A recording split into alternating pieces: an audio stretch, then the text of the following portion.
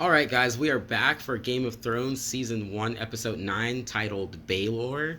So we're going to start off with the scene with Ned and Varys in the dungeon.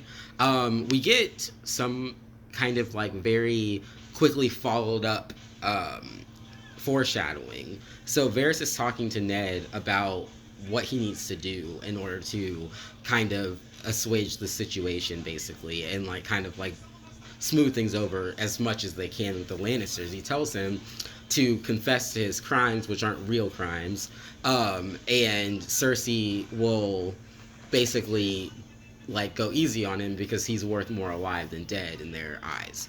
So let's talk about that. This actually confused me because the previous episode opened very similarly or identically. Um, Varys goes into the dungeon area where Ned is being kept, and as you said, lets him know that there is a way to end all of this. Ned asks him, why do you keep coming down here? What do you want? And Varys says, I just want peace. Um, I want, or I serve the realm. And in order for everyone to kind of just go about their lives and live as well as possible under the circumstances, this is what you need to do. Stand up in front of everybody and confess to what you're being charged with. Your daughter Sansa pleaded with Cersei, and there was this agreement made that if Rob bends the knee and you confess, then for the most part, as far as your life goes, all is forgiven. You get to live. You get to live out the rest of your days at the wall. And Ned kind of scoffs at that, and he says, I'm a soldier. I've learned how to die a long time ago. And he says that, my life means less to me than honor. So Ned is basically letting Varys know, I'm not necessarily concerned about my life. I know the truth. I know that Yes. Stannis is the rightful heir to the throne, not Joffrey. Whatever Cersei has cooked up can't stand. And Varys counters with, you may not, be worried about your own life, but what about Sansa and Arya? Yeah. They're kind of entangled in all of this, and their lives are at stake if you don't go ahead and confess and put all of this behind us. You need to take that secret that you have that um, Joffrey isn't Robert's son. You need to take that to your grave. That doesn't need to come out in fear that everyone in your family will be murdered. So, um, Varys kind of leaves him with that, and Ned gets to stew for a minute. All right, all right. And so I want to parallel that actually with a conversation that John has up at the wall. And John is talking to Maester Aemon, who we learn is actually also a Targaryen. He's the only other Targaryen besides Daenerys and her brother that we've met so far. And he's talking to John after John receives a raven, or John doesn't receive the raven. Sam finds out the news that Robb has marched off to war to go try to save Ned. And Maester Aemon gives him a little talking to, basically, and he tells him that love is the death of duty, basically meaning like the love of your family right now is taking you away from your new duty at the wall. You're a sworn brother of the Night's Watch now, so basically, like you have a choice to go back down there and try to help your family, or to do your duty like you're supposed to be doing.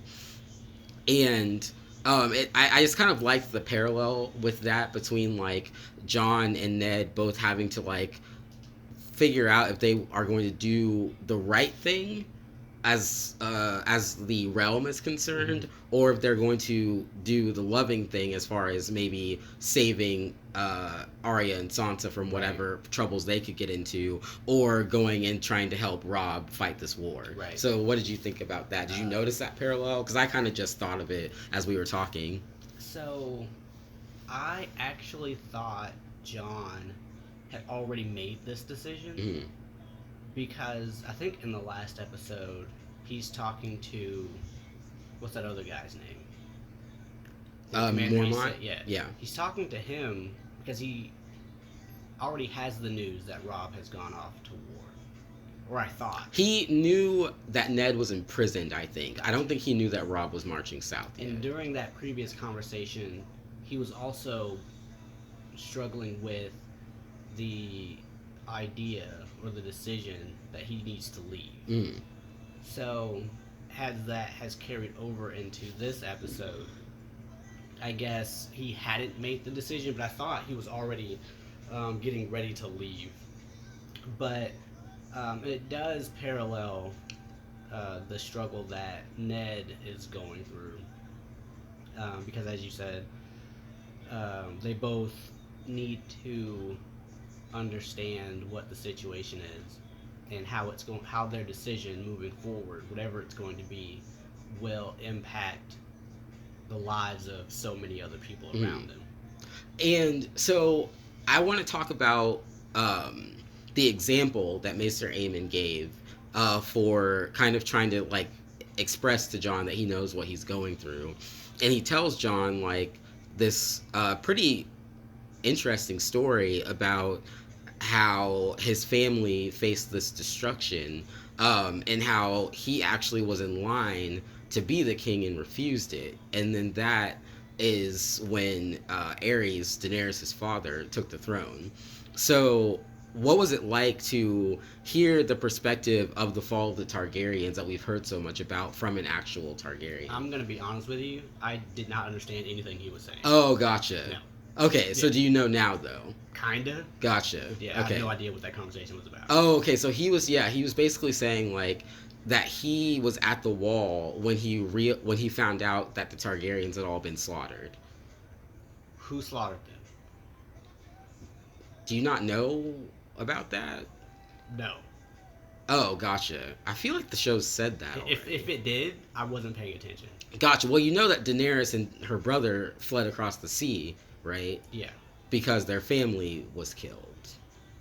gotcha. Why did you think they were over there? I think I knew that, but I guess I'm struggling with where he fits. Who is? I don't understand who he is. Oh, okay. So he said that he was the Mad King's older brother. So basically, he's Daenerys' uncle. Gotcha. Okay, so I guess I'm still confused. Who killed the Targaryens? Who did that? I guess we'll just watch the show Okay. because I mean I'm not I can't say for sure if they've explicitly said who did it. Gotcha. So I'll just keep that on the low for right now. But yeah, so I don't know. Anyways, it was just to me, I thought that was really cool when I first saw that because we knew that Robert was kind of like out to get all of the Targaryens. He even tried to kill Daenerys. Right. And so it was cool, or it actually kind of confused me a little bit because I was like, wait, I guess because he's at the wall, it didn't matter, but I wondered why he didn't try to kill that guy because he was another living Targaryen, but he also had sworn vows to never have children and stuff like that. And speaking of that, he also explained why the Night's Watch members have to take those vows because they don't want them to love anybody, basically, because like that's gonna stop them from doing what they need to do, which I thought was interesting. It's a very like you hear people who have to take oaths like that, like priests and stuff or whatever, but like you never really hear it in that context of like, oh yeah, we just don't want you to ruin everything by being a human, which is interesting. Okay, so now we're gonna go up to twins, where Robb and Catelyn have just come across this bridge with like kind of the twins a place. The twins is a place, yeah. So that bridge that had those two buildings on either side of it, those are the twin buildings, basically. But we meet Walder Frey, who is a kind of family friend of Catelyn. And we see her negotiating these terms because they need to cross this bridge. So let's talk about your thoughts on that. Uh, that what's his name? Walder Frey. Walder Frey. He's a creepy old man. The first scene, or the first thing that I notice when I see him on screen is he's molesting this girl who's standing next to him. But before all of that, um, Rob and Catelyn and the army, or some of them, are standing at the bridge right before the castle itself, and they're trying to decide how they're going to get across this land that Frey oversees, and they're kind of skeptical that he's going to let them cross. Why? I don't remember. Why were they skeptical about Yeah. it? He charges people some sort of fee in like the form of conditions Gotcha. whenever someone wants to cross Okay. that bridge. So, um, they're trying to debate who should go approach him and ask him for a passage, and it's decided that Catelyn's gonna go.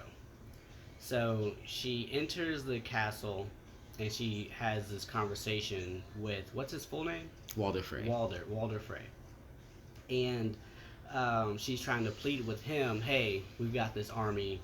It was 20,000 deep, and we just need to get across, and that's all you need to know about it. But it turns out he already knows everything that's going on, Mm. and he knows that the Lannisters are on their way. He knows that that's where they're going, and he's not really having it. He's also kind of salty that Catelyn's family wants nothing to do with his. He's trying to marry off all of his children that he keeps having, but he can't because nobody wants to deal with him. So they go back and forth, like, can you just let us go, please? He's like, no, you haven't done anything for me. Why should I do anything for you? So the two of them work out a deal, and we learn that Catelyn has given Arya to one of his sons. Rob has to marry one of his daughters. There was a third condition that I don't remember. Oh, that Arya has to marry one of his sons. I said that. Oh, that he had to squire this boy, Oh, that's right. basically. That's right. And Rob can either accept or deny, but that would mean losing this war, not being able to cross. So he agrees to all of this. They also have a chuckle that Arya is not going to be happy at all about being married off. So it was just a roadblock, really, until I understand more about Walder Frey and what he actually means to Catelyn and the bigger picture. It just seemed like, oh, they're on this quest, Yeah. and there's this roadblock they need to hurdle. But you saw the history there with Catelyn and his family, which I Right. think is what was important.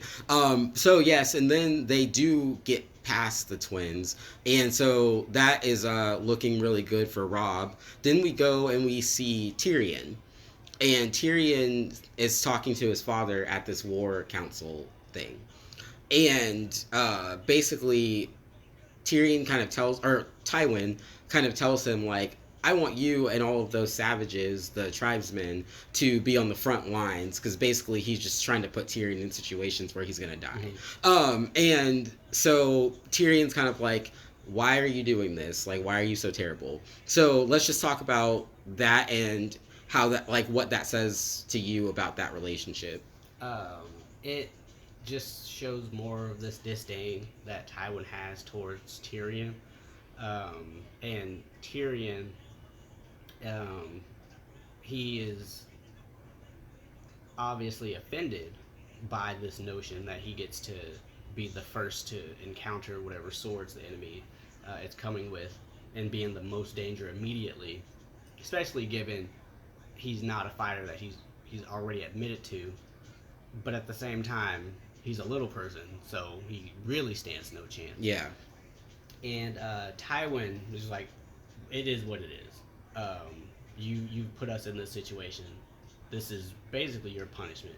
I've been wanting to have a reason to get you out of my life anyway.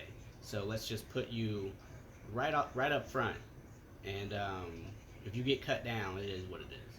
So Tyrion, he's interrupts actually this council meeting that is already going on, and he gets this news, and he storms out afterward because he and his dad obviously don't like each other and want no part of each other's lives. So he storms out, and he goes into a tent with Braun, Braun. and Braun has this whore with him. So yeah, Tyrion and Tywin, they're not friends. They're not friends. And so then they play. He has sex with the prostitute, and they kind of set up like a little arrangement. But then they play this drinking game, and it's kind of like it shows you a little bit more about Tyrion, and just the fact that he kind of just likes to be lighthearted with stuff. Like even though he has like a lot going on, he really just likes to have fun and just like live his life as much as he can, pretty much. And so he's talking to Bronn and Shay, who's the prostitute, and they play this drinking game where he guesses things about them, and if he guesses correctly, they have to drink. Well, he plays that with Bronn, gets pretty far, because Bronn seems he's also talked to Bronn for a while, so he kind of was able to like gauge him a little bit, I think. But then he plays it with the prostitute, and she's not having any of it. So what did you think about that scene? And then after that we'll talk about the story with his other wife. Um, he wants to play the game with both Braun and Shay. And Shay refuses. She just says, I don't want to play this game. I don't want to play. So Tyrion and Braun, they just play by themselves for a moment. And Tyrion asks several questions that he gets right, and Braun takes several drinks. And Shay keeps on insisting that she doesn't want to play this game. So Tyrion, after having had several drinks himself, he just starts asking her questions anyway. Mm. And every single question that he asks her, he asks if her mother is a prostitute, and that's wrong. He asks if her father left when she was very young. That was wrong. She asked if she was unhappy with her life and just wanted to be somewhere else, and that's why she's a prostitute. That was also wrong. So he bragged at the start of this game that he's a pretty good judge of character, and she just proved that wrong. Mm. He had all these assumptions about who she was because of what she did that were just completely wrong. And she kind of rubbed that in his nose. Like, don't talk about my mother or father again. Don't talk about my family. You don't know anything about me, basically. Mm. And I appreciated what the show did there. However, it kind of annoyed me that she didn't want to play this game, but then all of a sudden turned around and said, oh, tell me the story about... Well, she wasn't really playing the game, though. Right, but why was she so insistent that he share something personal about himself if she wouldn't play the game? Yeah. That's all I was saying. That's true. But then we hear this story, and he tells them that he had a wife named Taisha, and he was really taken with her, and he kind of thought things were going really well until his father has Jaime tell him the truth, which is that the girl was a prostitute who had was basically put up to it by Jaime, and I think by Jaime and Tywin. And once it was revealed that she was a prostitute, Tywin has the prostitute, his wife, given to Jaime's soldiers, and to basically just do with what they pleased in front of him. So what did you think about that story and what the even further light that sheds on Tyrion's background with his dad? So Tyrion asks Bronn during the game earlier. He says something to the effect of, "You loved someone once years ago, Mm. and it didn't turn out well, and now you're afraid to love anybody else." And after asking, he takes a moment and he goes, "Oh, I guess that was really about me." And Mm. he takes a drink. And he was referring to the story that you just summarized. uh, Tyrion was traumatized by this. He said several times that he was 16. He was very young and stupid and didn't know how to be around other girls. This was the first time he had ever felt any deep affection for a woman. And he had fallen in love with her, and they had gotten a quickie marriage, and he thought, this would be happily ever after for him. And then, as you said, the ruse kind of comes out. So Braun says, "I'd have killed the man who did that to me." Mm. Well, in Tyrion's case, it was his dad and his brother, and he's a little person. So there really wasn't much he could do except just be angry about it, and be depressed about it. Yeah. And that depression has kind of carried over into his adult life. And he spends his life now with prostitutes, with whores, with fleeting Yeah. relationships, ones that can't turn out to be something else and are also short lived. Yeah. Um, so he definitely has some deep, deep feelings, negative feelings toward his dad and brother, Yeah. about this. Yeah. And so like when we I think they're obviously like their Tywin's character arc goes further, but I think it was at this point where I kind of stopped liking him because I never really liked him at all, really. But like I think it was when around this point that I saw him as being just as bad as Cersei, if not worse. And Tywin is actually probably my least favorite character in this entire show. So it's just really interesting to see. That was why I kind of wanted to pick your brain about your perspective on him, just because I think a lot of bad stuff happens in the show in general. A lot of it's war based and stuff. But Tywin just deliberately does these awful things to his own family that I just think is despicable. Gotcha. And so that's why I just don't mess with Tywin. But yeah, and also Tyrion was never even one of my favorite characters in the beginning, but it was just seeing that stuff. I was just that's just awful. You're such a terrible person. And I was just oh man, I don't know. Anyways, but yeah, so that pretty much summed up what happened with Tyrion, except the next morning when he's supposed to go out to battle, he does go out and is immediately knocked unconscious, which is kind of funny. But when he wakes up, he is kind of greeted by Bronn and his father, and his father tells him that they won the battle, but it was only because the scout was wrong, and there were only 2,000 people instead of 20,000. And a really cool line is one of my favorite lines from the season. Actually, Tyrion says, "Well, where's Robb? Did we at least get Robb?" And he's like, "No." He's like, "Well, where was he?" And he's like, "With his other 18,000 men." And I loved that because not only that was one of the endearing things about Tywin, even though I really don't like him, but one of the endearing things about him in that scene was that he was yeah, we just got screwed over super hard, and he was just chill about it, Right. because it was you could see he kind of respected that he got outplayed to a certain extent, which was kind of cool.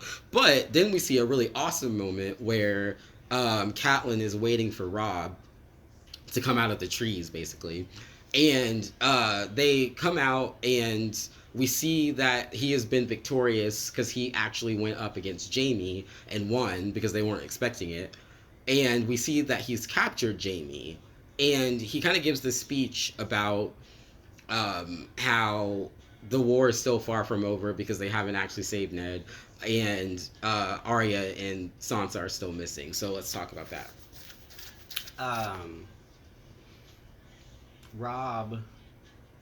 So, and this was a surprise to me, and it may be that it was a surprise intentionally for everyone. Mm, But yes, the 20,000 men that Rob has behind him didn't actually go to meet Tywin. yeah, Um, it was basically a distraction so mm, that they could go get Jamie. yeah, And they were successful in that. Now, they've got Jamie. He's on his knees. He's tied up. He's all bloodied. And someone suggests that they just kill him right there and then. And Rob says, no, we're not going to do that. He's more valuable to us alive than dead. And Jamie suggests, you know what? Why don't we just end this right now? Let's just duel. mm, And Rob is like, that's your way of doing things. If we actually did it that way, he pays some respect to him, and it may have been facetious, but he says, that's your way of doing things, Kingslayer. If we do it your way, you'll win. We're not going to do it your way. mm, And then he says, take him off, put him in a dungeon somewhere. So Rob fully understands the game yeah. that Jamie is trying to play. And it was 100% facetious. Like, Um, so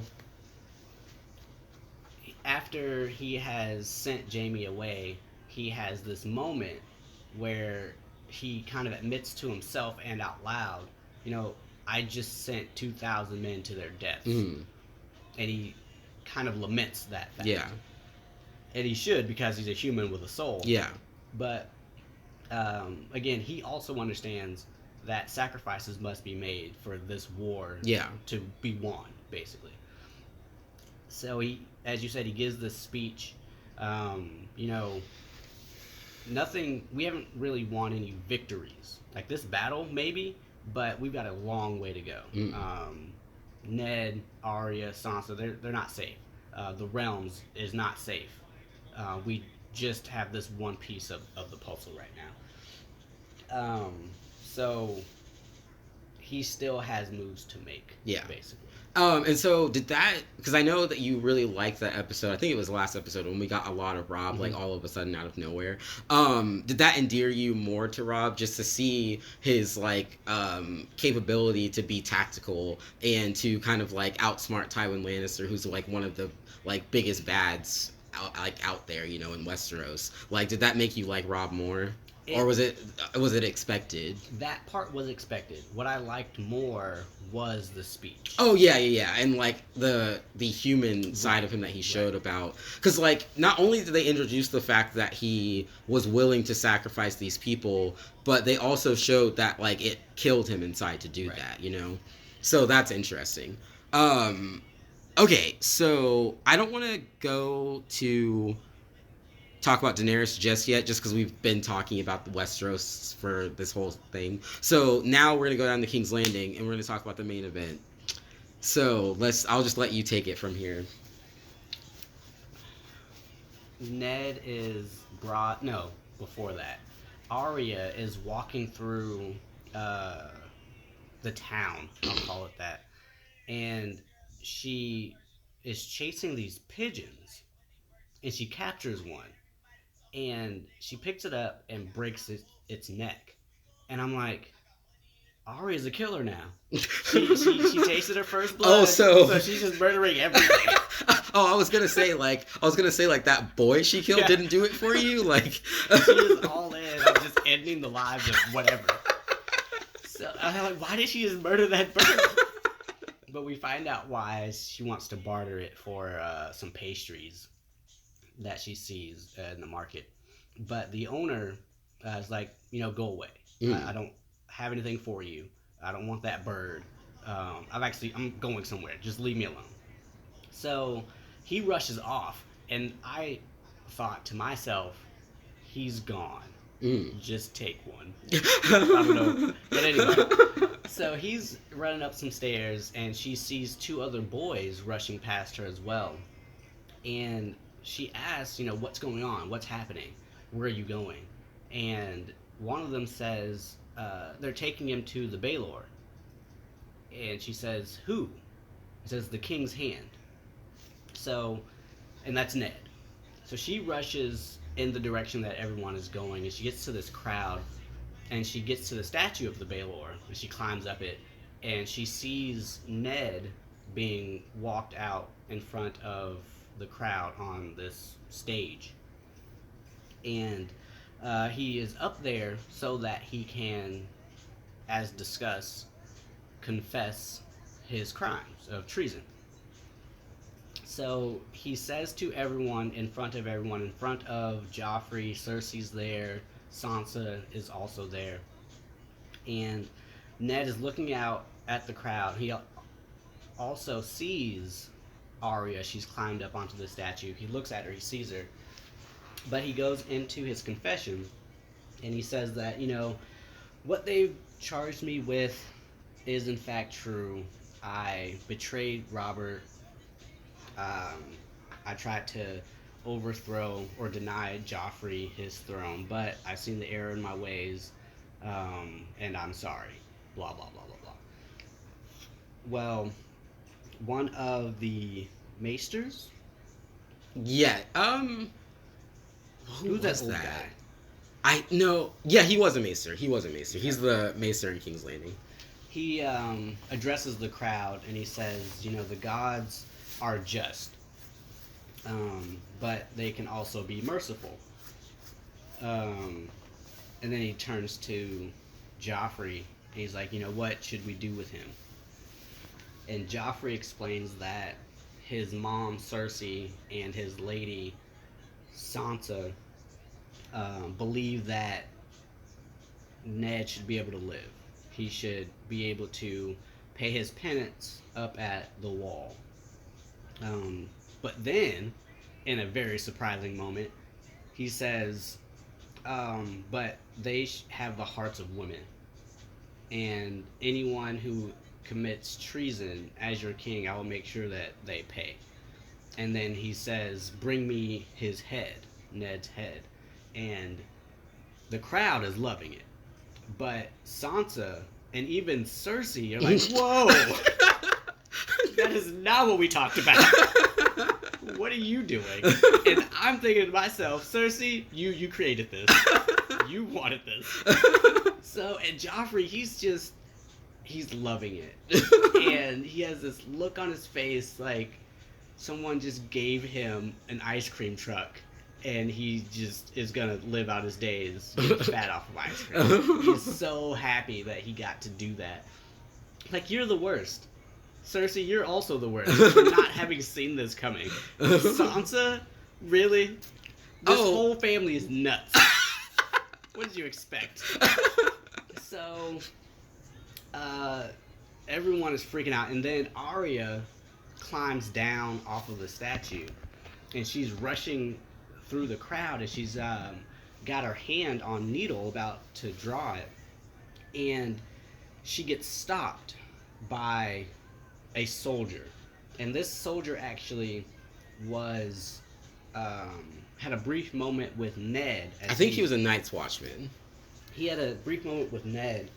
Ned says to him as he's on his way up to the stage, he says to him, Baelor. And that was the signal to him, hey, my daughter's up on the Baelor. I need you to... Oh, did he say that? Yeah. I missed that. Oh, that's so sad. He saw Arya out there. Yeah. I didn't even realize that. Yeah. Okay.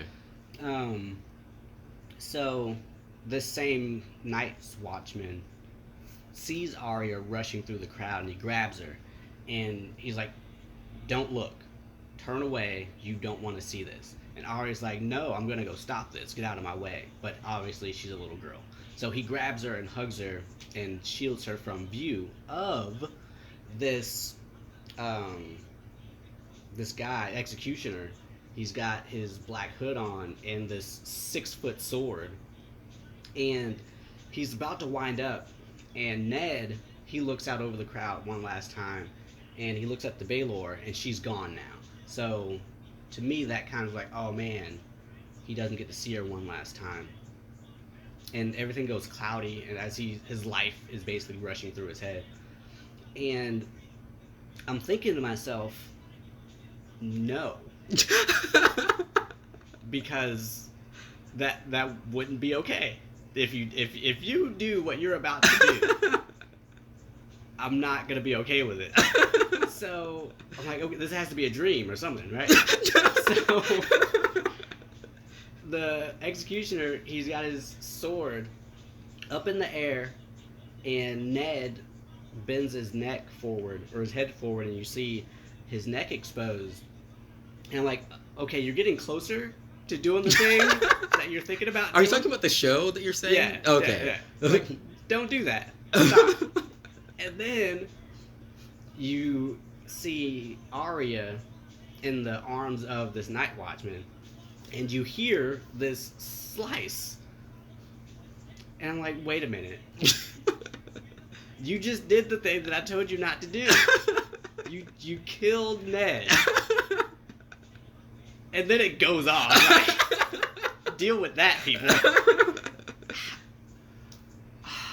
My immediate reaction was, I'm done with this show. I'm done. I put up with too much. And I cannot. You killed Ned? First you kill Robert. Okay, fine. He wasn't really doing anything. He and I were buddies, but okay, fine.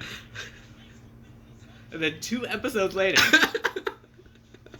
we go through all of this trouble that the Starks are going through right now. Sansa, she's embroiled in some craziness she doesn't understand. Arya is coming into her own. At this moment, we see her reaching for the next step in her adulthood. Bran is just now recovering. And all of a sudden, you're like, oh, hey, Ned.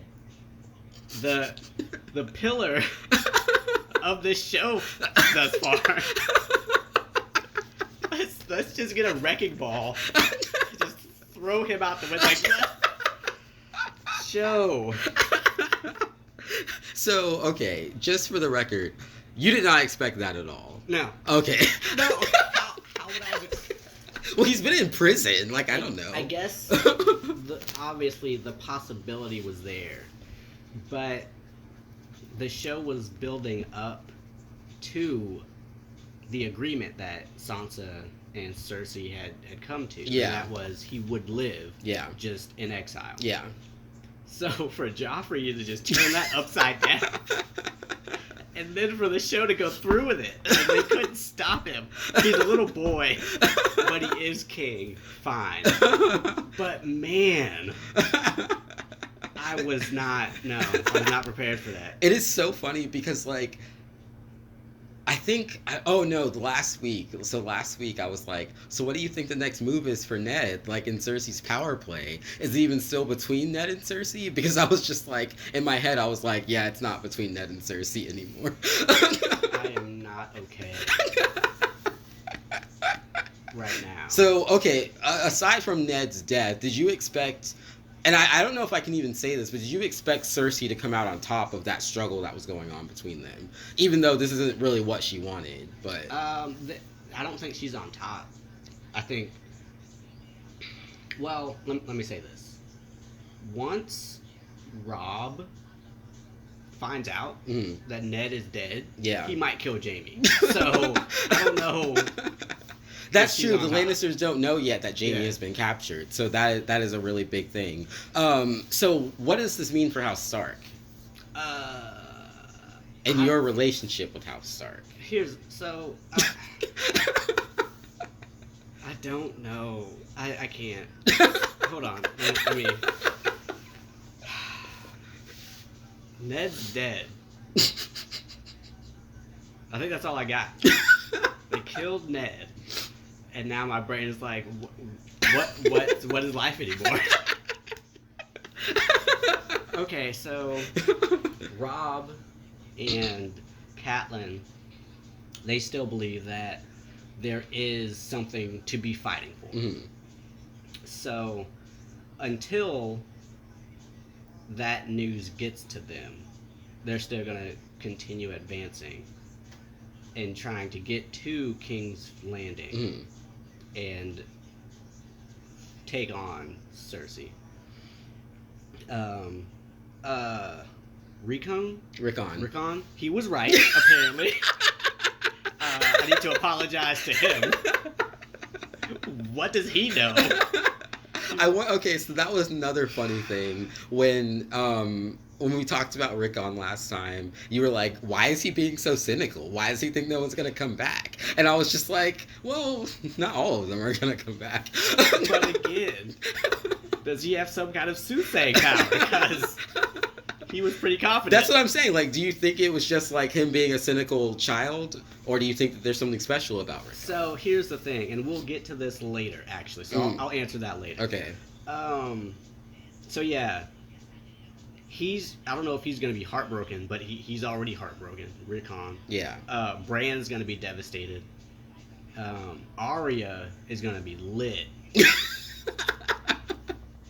No, she already is. She was there. She witnessed it. Yeah. Auditorily, anyway.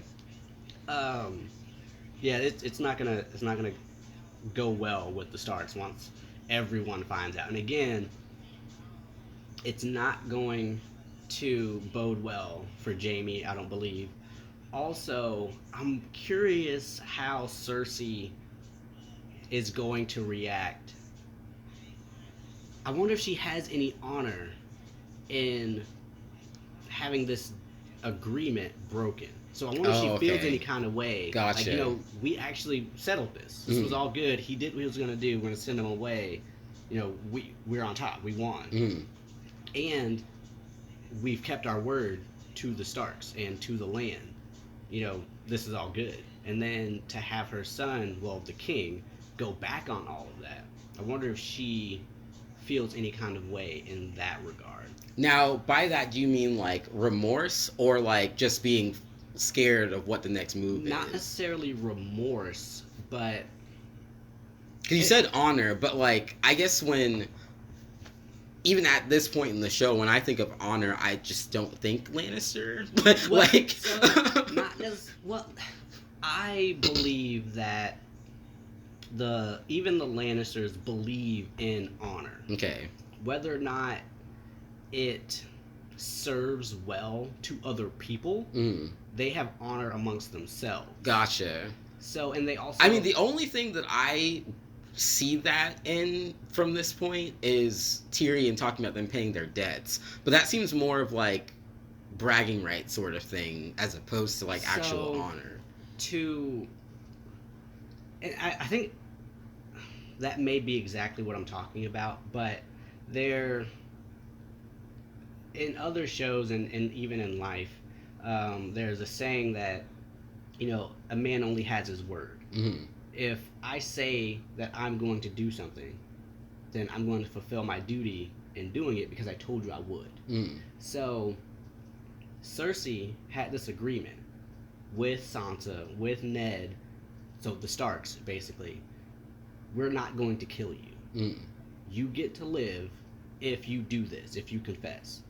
Ned lived up to his side of the bargain. I see what you're saying. And now they haven't. Gotcha. So it's uneven now. So that's the honor that I'm talking about. Is she going to feel some kind of way for having broken that word? Yeah. Okay, I see. Yeah, that's very interesting. That's a really interesting angle. But yeah, so out of all of the Starks, though, I have an idea of this, but like, who do you think has it worse right now out of all the Starks? I would say it's probably Catelyn. Okay. Why is that? She just lost her husband, the father of her children, and the staple leader of Winterfell. Now, obviously, Rob can step into that role. He'll have to. But up until this point, Ned has been the one leading that family and those people and that land. Mm. So she's going to have to pick up the pieces and try to figure out what to do from this moment on. I think that next it would probably be Arya, only because she was there. Mm. Um, and then probably Sansa, because she has no idea what's going on. Yeah. She has no idea what just happened this entire time. Like, she even kept saying it when she was talking to Cersei. I'll be a good wife. I'll give you a bunch of sons. Well, not her, but Joffrey. A bunch of sons. I'm not going to hatch any schemes. I'm going to be dutiful and loyal, and the model wife to Joffrey. And for her to witness Joffrey go back on this word and murder her father in front of her. So she saw it. She saw the deception, and then she literally saw him get his head cut off. So she's probably doubly traumatized by all of this and is not going to know what to do. Yeah, because that was my immediate thought too, was Sansa, because I guess, like, as far as like the loss, which isn't really what I was talking about, but as far as the loss, I think you're right about it being Catelyn. But as far as like circumstances, I was thinking Sansa, just because she's stuck with the Lannisters. Like, she's their hostage, like, literally. And then also it could be Sansa or Arya, depending on what Arya does next. But she is with that Night's Watchman right now. So I just think I thought about it from the point I just saw everyone at. Like, Sansa's literally like in the clutches of Cersei and Joffrey. She kind of chose that, though. Did she, though? Yeah. I mean, not really. At any point, she could be like, "No, I don't want to marry you." Well, yeah, but like, she didn't know that, like how was she gonna know any of that was gonna happen, though? She chose to be all up in Joffrey and like, yes, let's do this right now. And again, like we talked about in the last episode, I think now she understands that she can't just trust the Lannisters and can't believe that there's good within them. Yeah. She needs to know now, well, she has to know now, she can't trust anything that they say. Yeah. And whatever it is that they do tell her, their actions may be the complete opposite. Yeah, for sure. For sure. But yeah, okay, any last words on Ned before we move over to Daenerys? Just 3. Ned is dead. That is all. So, did you kind of think that Ned was like the main character? I don't know if he's necessarily the main character, but again, just how I felt about Rob, I figured Robert, yeah. I figured he'd be more important. I mean, it's not that he's not important, but you thought that his character arc was going to last longer. Right. Yeah. I didn't get attached to the Starks as quickly as you did, and so when I saw that, I was just like, oh, okay. That's weird. Yeah. But like, I was just like, okay, at least Daenerys is still alive. So, and speaking of dead people and Daenerys, let's talk about Khal Drogo. So, over in Essos, there you go. We see Drogo and Daenerys and some of the other people. Soldiers, they're on horseback and they're just riding down this trail, and we see Drogo on his horse and he looks sickly. He looks like he's about to die. And the first thing that I think of is, who was that lady? Miri Mazdur. Her, what's her name? Miri Mazdur. Miri Mazdur. Miri Mazdur. I thought she was worthless. This man's about to die. What were you doing? So he's on this horse and he's slouched over, and Daenerys notices that he looks like he's about to fall over, and she's calling out to him and he's not responding. So finally he literally just falls off and he's on the ground, and he is all pale, his eyes are rolling in the back of his head, he can't really speak, he's not really there. And one of the soldiers comes up And he's like, oh, he's about to die. Um, I don't know what we're gonna do, but as soon as he dies, there needs to be a new Cole, because immediately, because this was a bad idea from the start. Mm. And Khaleesi's down on the ground like, um, go bring me. No, she says something else before that. She commands him to do something. Oh, to camp. She's like, he just needs to rest. He'll be all right. We just need to settle down for a second. And that soldier's like, no, there's nowhere to camp here. First of all. Secondly, even though you're a Khaleesi, you're a woman, and I don't take commands from a woman. Yeah. Um, so she's like, fine. At least bring me that lady. Oh, Miriam Esther, yeah. And the soldier's like, I'll bring you her head. What you talking about? He needs to die. This is nonsense.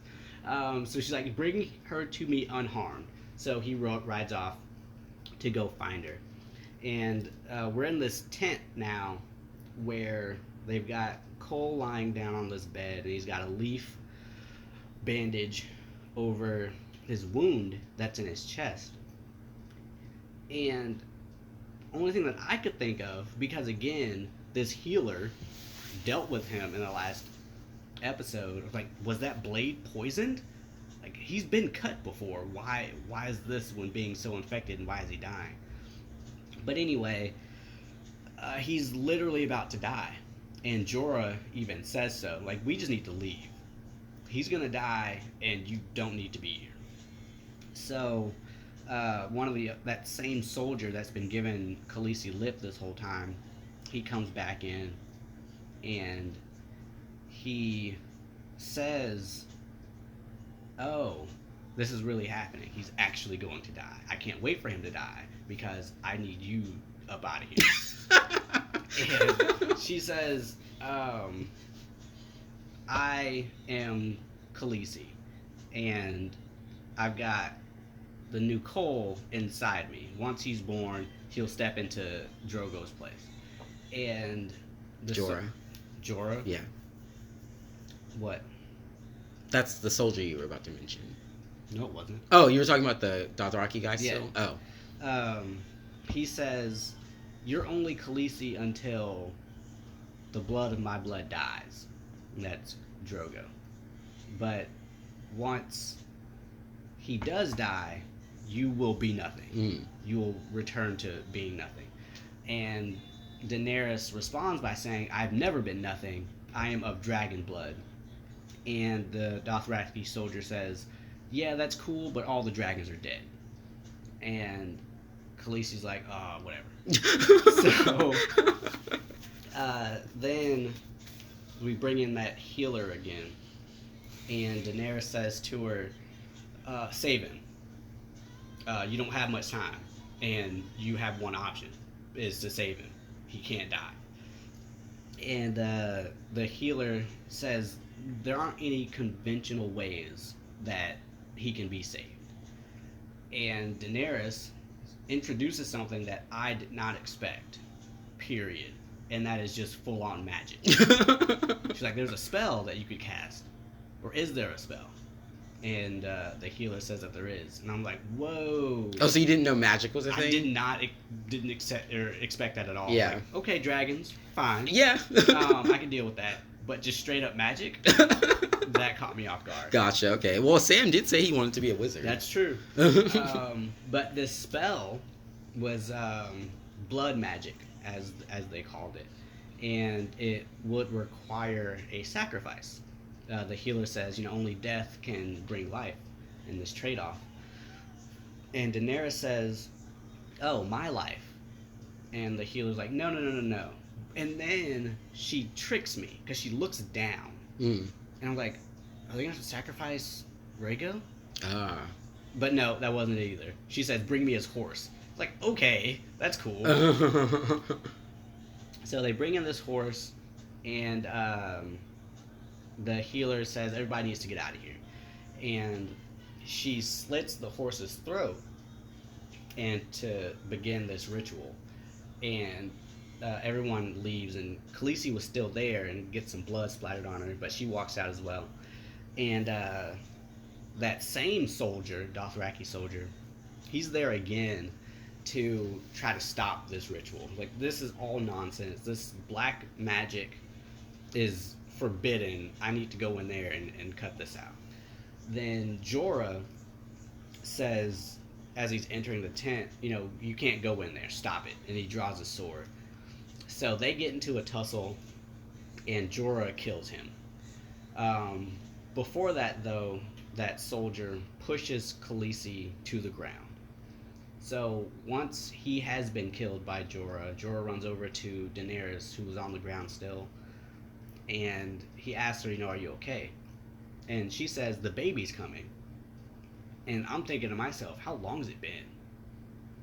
I don't know what a pregnancy is in this universe, but has it been 9 months? She didn't look 9 months pregnant. She looked. She was showing. Yeah, she was. But yeah, she looked maybe not. 4 or 5 Oh yeah, months but the pregnant. fact that the baby would be coming was weird. Yeah, I was like, that's. And maybe that trauma caused it, or Yeah. I don't know.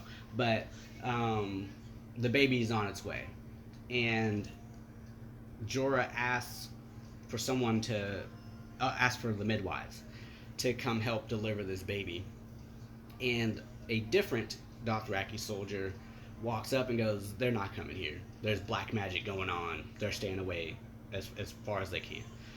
But then he says that healer who's in the tent, she can serve as a midwife. She can deliver the baby. So they carry Daenerys into the tent where this ritual is being held, and I guess they're going to deliver that baby. That was also crazy. Yeah. Magic. Let's do it. Let's do magic. Okay. Yeah, so basically, like, I remember I asked you what you wanted to see. You said you wanted to see more of people disrespecting Khal Drogo and him being, himself about it. And I think you said also something about Ned, too. So it's just funny that in the very next episode, we lose Ned and we're potentially losing Khal Drogo. So just like how... This show, and it's... I'm sure that everyone else, or some of the other people who saw this show for the first time, they also got this same feeling of betrayal by the show. Like, really? The Drogo part of it, though, it's only weird to me because of the healer. Yeah. I need to know what it is that she did that didn't help. Why does she call herself a healer when obviously she did? It seemed like the wound that was afflicted upon Drogo was just a simple battle wound. Yeah. He's been in fights before. Yeah. He's been cut before. And I think I said this in the previous review, but what is it that she can do that he hasn't already had done before? Yeah. Or if she's not going to do anything, which he hasn't had her before and he's been fine. So the only thing that's different is she stepped in and now he's not healing and he's about to die. So why are you here? if you literally had not seen him, he might just be fine right now. So that's something that I don't understand. Okay, so we're looking for answers from the witch, basically. Okay, cool. All right, so what do you want to see next? I want to see Ned. That's all I want to see. What possible things do you want to see next? I want to see that witch sacrifice another horse so that Ned's back. That's possible. We're seeing it. Don't ask me again, because I want to see Ned. Oh my gosh. Oh, I'm so angry. Was Ned your favorite character? Yeah. It was Ned, and then Bran. Oh, okay. And now there's just Bran. Oh, also Ghost. Okay, Ghost is cool. And John. What about Rob? Rob's okay. Gotcha. I thought you really liked Rob. I do really like Rob, but we've only gotten those couple of episodes. I haven't gotten to know him as Gotcha. So what is it about Bran that has him so high up? Just like I talked about when he was... His regalness? Yeah, okay. This word has escaped me when trying to describe the Starks, but I've sprinkled it out through Mm. other parts of the review. But when I think of the Starks, I literally think of nobility. Okay. And that's what I see in Bran. And not necessarily that I don't see it in Robert or Rob, but if there were to be another king, another leader, another ruler, I for some reason just see Bran being a natural at that. Oh, okay. Gotcha. Okay, cool. So yeah, next week we will see the Starks' next move, and things are gonna get so super real next week, unless this was it be getting real for you. But I'm done. all right, guys. Thank you guys for joining us. We hope you really liked this episode. I know a lot of you are waiting for it, just as I was. So we can't wait to read your comments. And if you want to leave a like, that'd be great. And subscribe to us. And we will see you guys next time. And happy holidays.